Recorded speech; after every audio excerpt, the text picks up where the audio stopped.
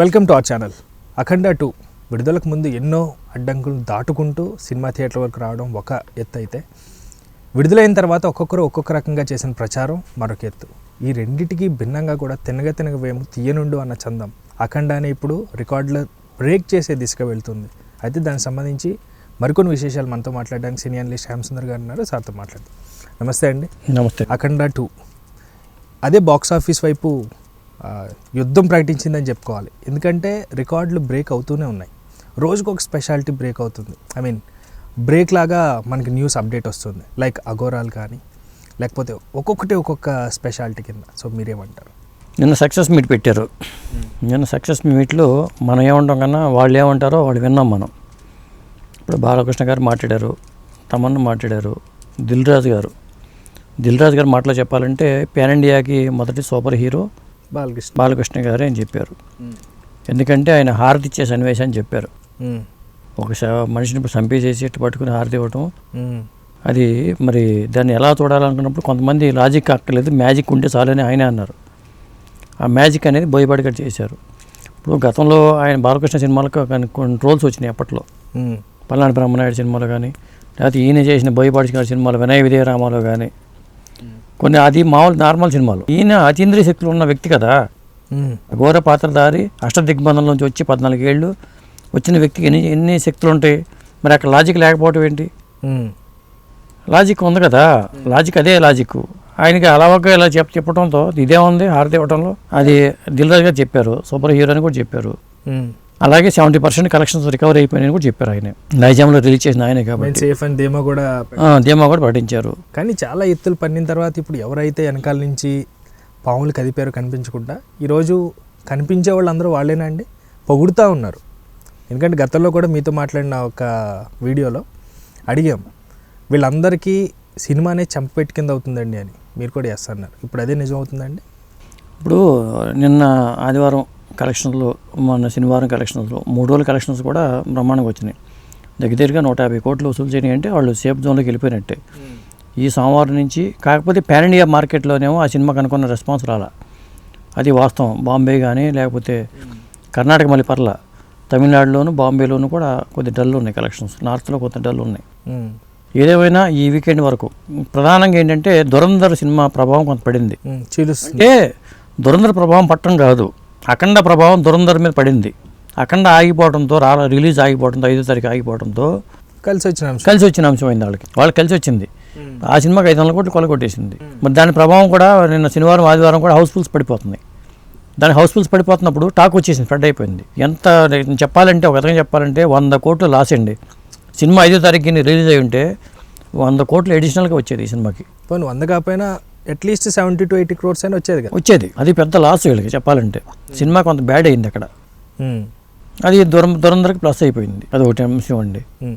మరి నిన్న మాట్లాడిన మాటల్లో కూడా బోయపాటి గారు చెప్పారు, ప్రధాని మోడీ గారి కోసం సినిమాను వేయబోతున్నాం అనేది. అది ఎప్పుడు వేస్తారో ఒక డేట్ చెప్తామన్నారు.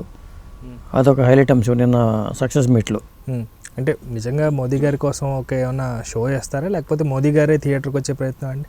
అంటే ప్రధానమంత్రి గారు థియేటర్కి రావడం అనేది జరగదు. ఆయన సపరేట్గా షో ఎక్కడన్నా గవర్నమెంట్ పరంగా ఉంటాయి థియేటర్స్, లైక్ ప్రసాద్ ల్యాబ్స్లో స్పెషల్ షో అట్లా వేసినట్టుగానే వాళ్ళకి సపరేట్గా ఉంటుంది. అక్కడ అరేంజ్ చేస్తారు. వెళ్ళి బాలయ్య కూడా ఆయనతో పాటు కూర్చొని సినిమా చూస్తారు. వీళ్ళు లేకుండా ఆయన ఊరికే సినిమా చూడండి ఆయన పిలవరు కదా. బోయపాటి గారు, బాలయ్య వీళ్ళందరూ ఎవరెవరు వెళ్ళాలి ఏంటి, ఆయనతో కూర్చొని సినిమా చూస్తారు.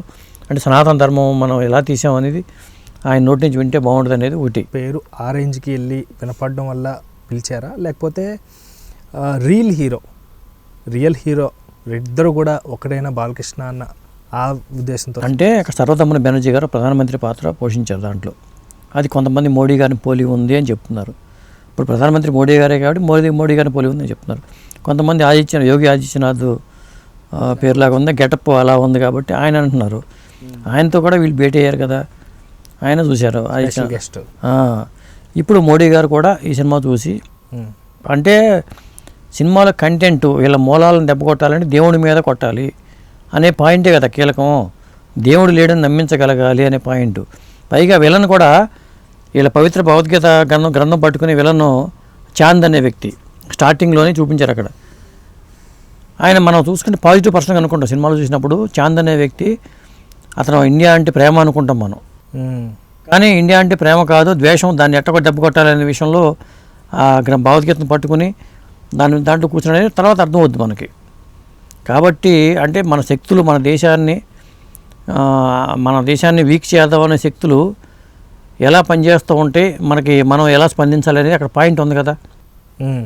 అది హైలైట్ అవుతుంది కదా రేపు మోడీ గారు చూపించినప్పుడు కూడా. బయట శక్తులు మన గురించి ఏమనుకుంటున్నారు, మన గతంలో కూడా అదే జరిగిందిగా. ఇప్పుడు ముస్లింలు చేసిన దండయాత్రలో కూడా మన దేవాలయాలను కొలగొట్టడం, విగ్రహాలు ధ్వంసం చేయటం, ఆలయాలు ధ్వంసం చేయడం అవన్నీ జరిగింది కదా గతంలో కూడా. కేవలం ఆ కాన్సెప్ట్ తీసుకున్నారు కదా ఇది. అది ఇప్పుడు కాశీలో ఇప్పటికీ వాదం నడుస్తూనే ఉందిగా. అక్కడ ఇప్పుడు నంది తిరిగి ఉంటుంది, అక్కడ మసీద్ ఉంటుంది, ఇలాంటివి ఉన్నాయి కదా అక్కడ కూడా. అవునండి. అంటే ఇంకొకటి అండి, ఇప్పుడు పాన్ ఇండియా సినిమాగా అవతరించిన తర్వాత ఆల్మోస్ట్ అన్ని చోట్ల కూడా సినిమా ప్లే అవుతూనే ఉంది. మోదీ గారు కానీ నిజంగా సినిమా చూస్తే ఆ రోజు ఇంకొంచెం స్వల్పంగా కలెక్షన్స్ పెరిగే విధానం ఉందండి. ఖచ్చితంగా పెరుగుతాయి. ఎందుకంటే మోడీ గారు చూసి ఆయన చెప్పే మాటలు వింటే క్వశ్చన్ మార్క్తో చూసేవాళ్ళు ఎక్కువ ఉంటారు కదా. ఇక్కడ మనం సినిమాలో అదే చెప్పేది. ఇప్పుడు నేను అందరూ చెప్పింది అదే, లాజిక్ చూడొద్దు, మ్యాజిక్కే చూడమని చెప్పారు.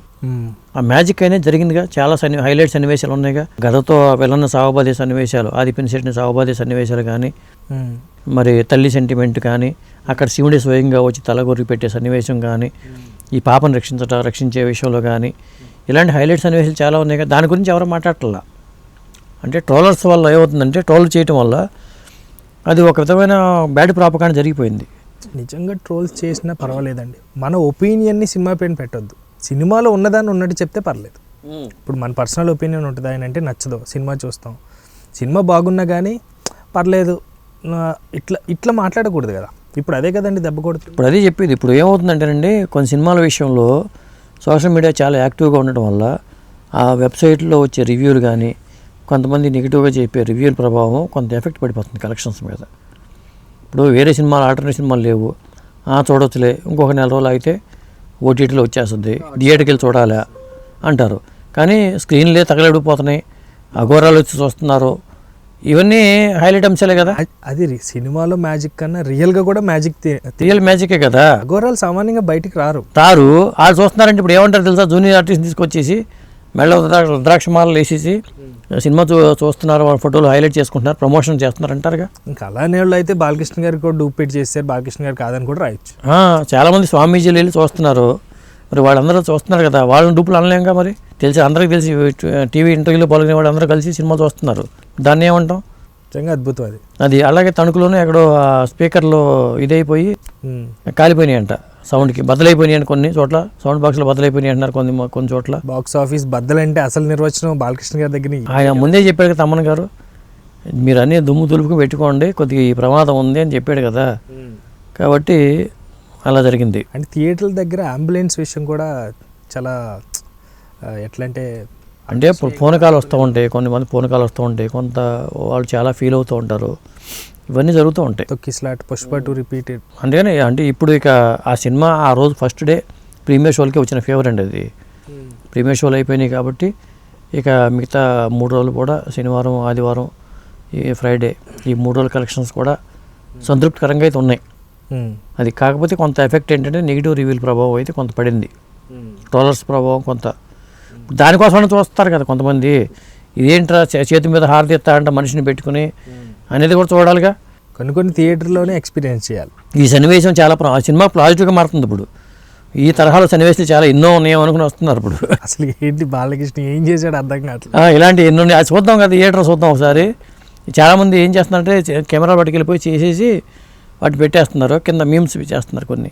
అవునండి, అది కావాలి నెగిటివ్ చేస్తున్నారు. బట్ ఏదేమైనా బాలకృష్ణ గారు తొడగొట్టినా లేకపోతే ఆయనకి ఎదురెళ్ళినా, ఆయనకి ఎదురొచ్చినా వాళ్ళకే రిస్క్ అన్నట్టు. బాలకృష్ణ గారు అయితే దుమ్ము రేపుతున్నారు, బాక్స్ ఆఫీస్ పగులుతున్నాయి, అండ్ ఇంకోటి సౌండ్ బాక్స్ కూడా పగిలిపోతుంది.